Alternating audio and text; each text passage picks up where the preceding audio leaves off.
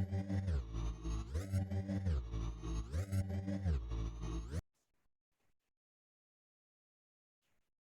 वालेकुम and welcome to my channel Oracle sir. अच्छा, आज का जो टॉपिक है बेसिकली हमारा वीडियो का, वो है हमारे पास into statement. Select into statement हमारे पास जो स्टेटमेंट होती है बेसिकली हम यूज़ करते हैं जब हमें डेटाबेस से कुछ वैल्यूज लेके आनी है और वो वैल्यूज को हमने आगे कहीं पे स्टोर करवाना है। वो वेरिएबल्स भी हो सकते हैं, वो आगे फॉर्म्स पे जाकर भी हम देखेंगे वो क्या क्या ऑब्जेक्ट्स हो सकते हैं। लेकिन अभी फिलहाल हम देखते हैं कि हम डेटाबेस से कोई वैल्यूज पकड़ते हैं और उसको हम वेरिएबल्स में कैसे स्टोर कर सकते हैं और फिर वेरिएबल्स के साथ कैसे आगे यूज कर सकते हैं। मैं ये करता हूँ, ये हमारा टॉपिक है आज का।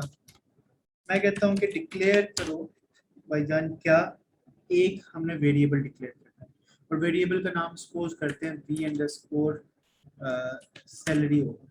ठीक है, और वी अंडरस्कोर सैलरी वेरिएबल का नाम है जिसकी डेटा टाइप क्या होगी नंबर, उसकी डेटा टाइप सपोज करके 20 है। मैं कहता हूँ बिगिन एंड। यहाँ पे आके मैं कहता हूँ कि मैंने सैलरी के अंदर वो वाली सैलरी स्टोर करवानी, वी अंडरस्कोर सैलरी का जो वेरिएबल है उसमें वो वाली सैलरी स्टोर करवानी है जो असल में स्मिथ की सैलरी है। तो अगर मैं जस्ट चेक करना चाहूँ स्मिथ की सैलरी क्या है तो मैं वैसे वैसे क्या लिखता हूँ, मैं कहता हूँ select salary from employ where name equal to Smith. तो इससे मेरे पास क्या आता है, स्मिथ की सैलरी आती है। मैं इसको चला के भी देख लेता हूँ, मैं चलाता हूँ तो मेरे पास क्या आई, स्मिथ की सैलरी। जस्ट डिफरेंस ये है कि अगर मैं इसी क्यूरी को यहाँ से कट करता हूँ और यहाँ पे बिगिन और एंड के दरमियान लिख देता हूँ। अब सिलेक्ट इनटू स्टेटमेंट का क्या मतलब है, ये चीज डेटाबेस में पड़ी है, इस टेबल में पड़ी है, आपने इस चीज को पकड़ना है और इस वेरिएबल में डालना है।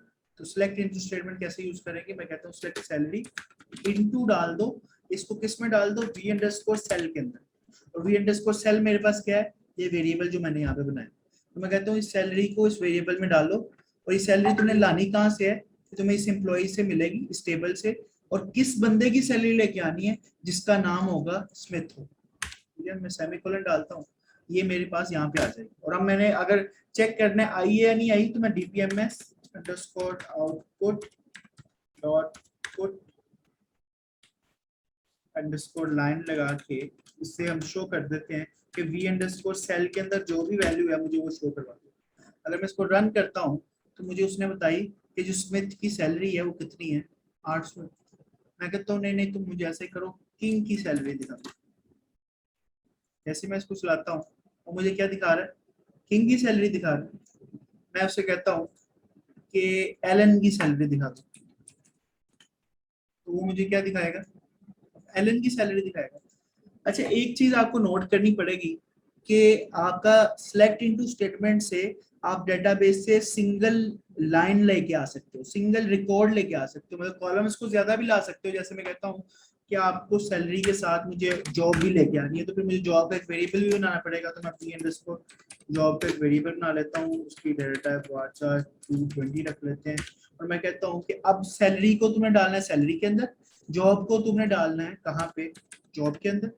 ठीक है, मैं जब चलाता हूँ तो वी अंडरस्कोर जॉब है, सॉरी वी अंडरस्कोर जॉब। तो मैं चलाता हूँ यहाँ पे तो कहता है 16,100 सैलरी है, और कहता है अगर जॉब भी शो करवाना चाहते हो तो जॉब भी लिख लो, या तो आप इसको डीबीएमएस की एक अलग लाइन में लिख दो। अगर आप कहते हो मैं साथ ही शो करवाना चाहता हूँ तो आपको पता है कनकैट ऑपरेटर का, आप कनकैट ऑपरेटर करके वी अंडरस्कोर जॉब भी साथ रखो। मैं इसको चलाता हूँ तो उसने अब सैलरी के साथ ही जॉब लिखती, मैं कहता हूँ साथ दरमियान में स्पेस भी आनी चाहिए। तो मैं यहाँ पे क्या करता हूँ, ये काम हम एसक्यूएल में करके आए, तो यहाँ पे स्पेस को भी साथ जोड़ देता हूँ कनकैट के। तो अब चलाऊंगा तो 1600 के साथ स्पेस और देन उसके जॉब आए। मैं यहाँ पे अगर स्मिथ लिख देता हूँ